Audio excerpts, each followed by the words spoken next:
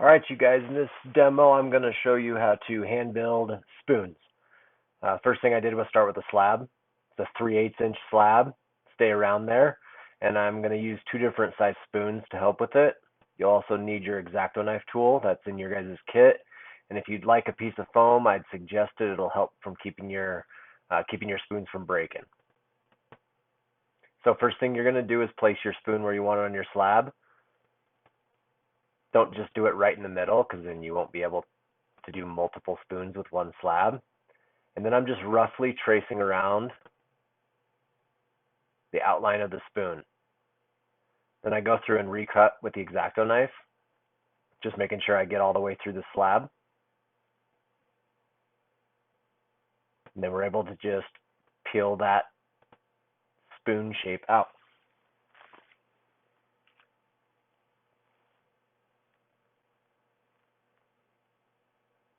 So the next thing I'm going to do is take those slabs, and there's two ways you can go about this. You can place that slab of clay just directly on top of the spoon and kind of firmly press it in to get a little bit of that form, that lip, that shape.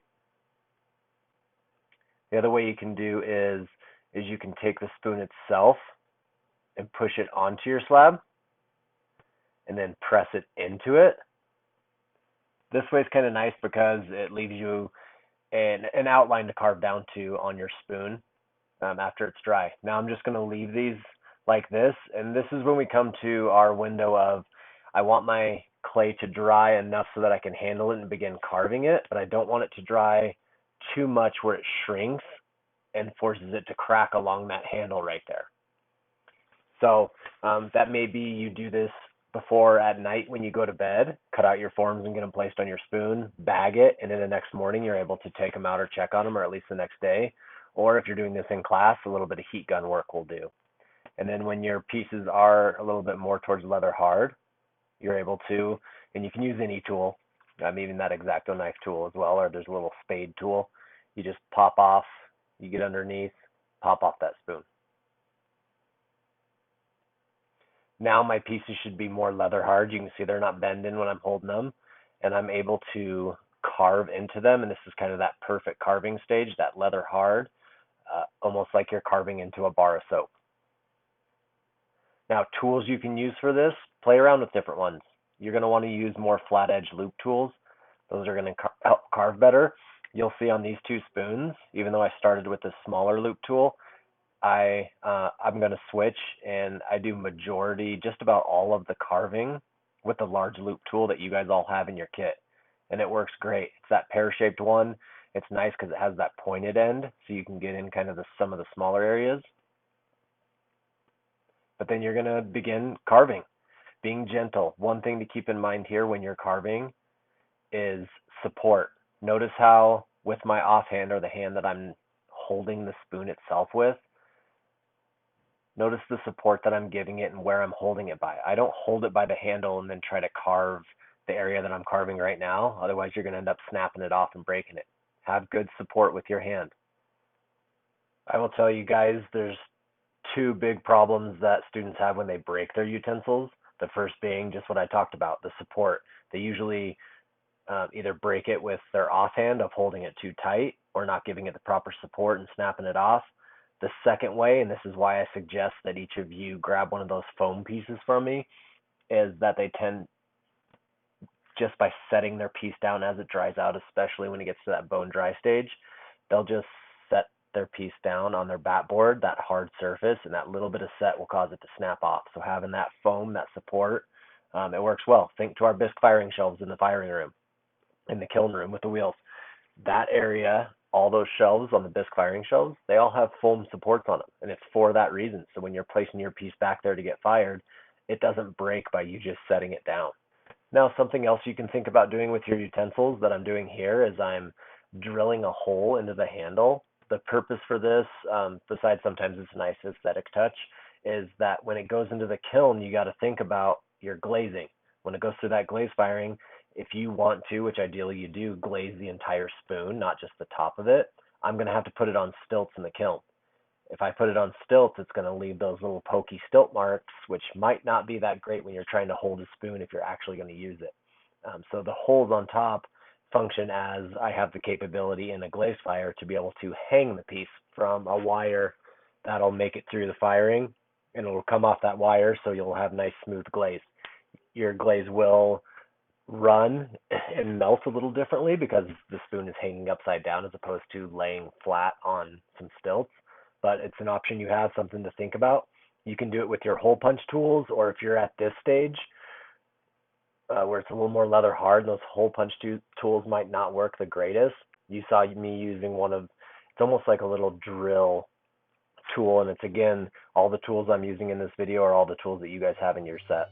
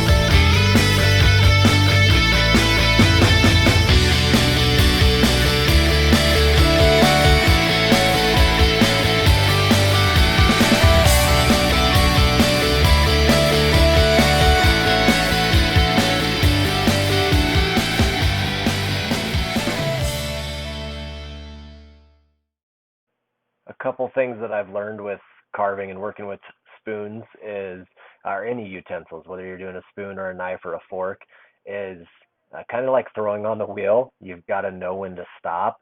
Oftentimes, and I've done this myself where I've broken quite a few of them, is that you got to know when to stop. You can't keep pushing it on a spoon. You got to be aware of how thick you are, especially on this portion I'm carving right now, on how far I go. And then you have yourself your finished spoon that you can do touch-up work on, sand a little bit to smooth out, but you got a nice spoon that feels good in your hand and will be functional.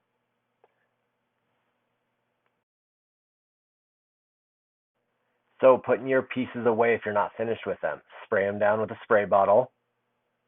I'm doing the bottom and the top of them, not getting them crazy wet. And then I want to bag those pieces. I would typically suggest bagging the foam with your pieces on. And then notice I'll lightly press down on the bag to get a little bit of that air out. Also, that bag will stick nice to that wet piece. And then you can come back to them. So this is the next day me working on them, working on the larger piece. I got a little wiser with the larger one, and I started out by drilling my hole where the piece was had some more moisture left in it. It wasn't so dry as when I drilled the first hole. If you forget about doing a hole and you wait till you get to bone dry, you're pushing your luck with breaking your utensil for sure. Something else you might have just noticed, and you kind of noticed throughout me working on this, is occasionally I'll pull out my pencil and I'll draw on the clay. This helps me get to a line of where I want to go to. If you're just kind of eyeballing it and winging it, all of a sudden you might find yourself with a very lopsided spoon. So right here I'm drawing just a little mark, a little line. Gives me an eyeball of where I want to carve down to.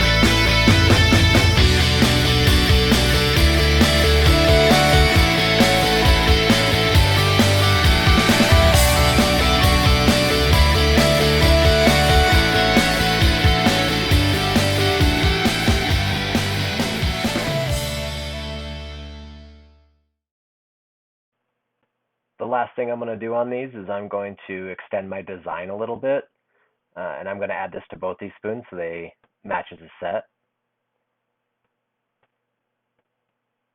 So I'm rough sketching out what I want to carve next. Again, having a contour line to follow helps when you're carving instead of just eyeballing it.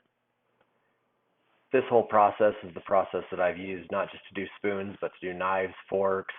This is even how I would go about doing chopsticks. So have fun with it. Good luck.